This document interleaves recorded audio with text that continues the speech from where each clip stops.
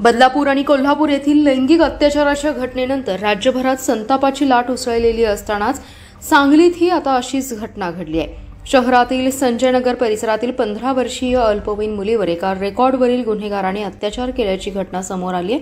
धक्कादायक बाब म्हणजे यातील आरोपी हा काही महिन्यांपूर्वी पॅरोलवर कारागृहातून बाहेर आहे। संजय प्रकाश माने असं त्या संशयिताचं नाव आहे। पोलिसांनी अवघ्या 2 तासात मानेला जेरबंद केले।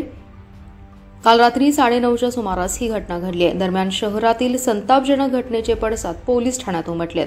लोकप्रतिनिधींसह नागरिकांनी एकत्रित येत संशयित नराधमास फाशीची मागणी केली आहे। परिसरात शांततापूर्ण तणाव दिसून आलाय। पीडित मुलीच्या कुटुंबियांनी संजयनगर पोलीस ठाण्यात फिर्याद दिली। त्यानुसार बाल लैंगिक छळ प्रतिबंध कायद्यासह अन्य कलमानुसार गुन्हा नोंद करण्यात आलाय। संशयित माने आणि पीडिता एकाच परिसरात राहतात। मागील महिन्यात या संशयित आरोपीने पीडित मुलीस "तू मला आवडतेस" असं म्हणून तिचा विनयभंग केला होता। त्याबाबत पीडितेने कुठेही वाच्यता केली नाही। मात्र काल रात्री 9:30च्या सुमारास पीडिता दुकानात गेली होती। त्यावेळी संशयिताने तिला बोलवलं, जबरदस्तीने आपल्या घरात नेऊन तिच्यावर लैंगिक अत्याचार केलाय, तसेच याबाबत कुठे वाच्यता करू नको म्हणून धमकीही दिली। आज सकाळी हा प्रकार उघडकीस आल्यानंतर पीडितेच्या आईने पोलिसात तक्रार दिली आहे।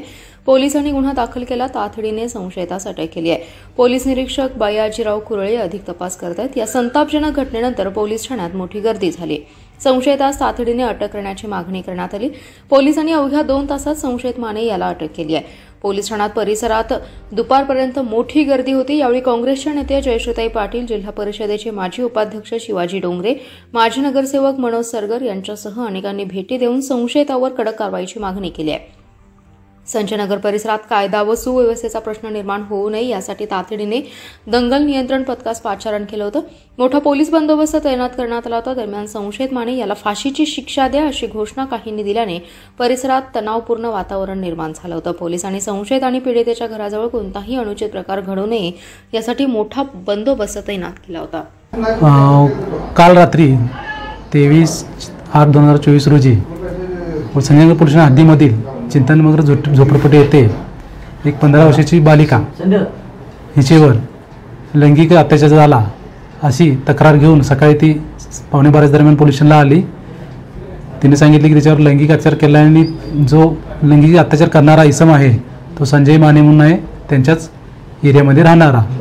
त्याने काल रात्री तिचे तोंड दाबून तिला त्या आरोपीच्या घरी नेऊन लैंगिक अत्याचार केला अशी सकाळी बालिका तिची आई ही पोलीस स्टेशनला 9:15च्या दरम्यान आल्यानंतर आम्ही तत्काळ महिला अधिकारी विश्रामबाग पोलीस स्टेशन येथून महिला अधिकारी बोलावून त्याची तक्रार नोंदवण्यास तयार सुरुवात केली। त्यानंतर आरोपीचे नाव प्राप्त झाल्यानंतर आरोपीला तत्काळ ताब्यात घेण्यासाठी 2 टीमा करून पूर्ण हद्दीमध्ये आणि बाहेर पाठवल्या। या दरम्यान जो संशयित आरोपी आहे त्याची माहिती घेतली असता संशयित आरोपी त्याचे नाव संजय प्रकाश माने असून त्याच्यावर 2011 साली विश्रामबाग पोलीस स्टेशनमध्ये मर्डरचा गुन्हा नोंद होता।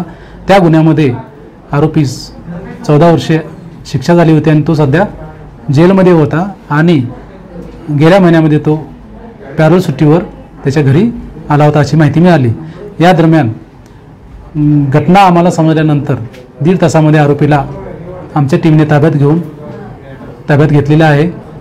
त्यानंतर सदर बालिकेची रीतसर तक्रार घेऊन सदर आरोपीवर भादवी नवीन BNS कलम 65(1) तसेच पोक्सो कलम 4 व 6 प्रमाणे गुन्हा नोंद करण्यात आला आहे आणि सदर गुन्ह्याचा तपास आम्ही स्वतः करीत आहोत।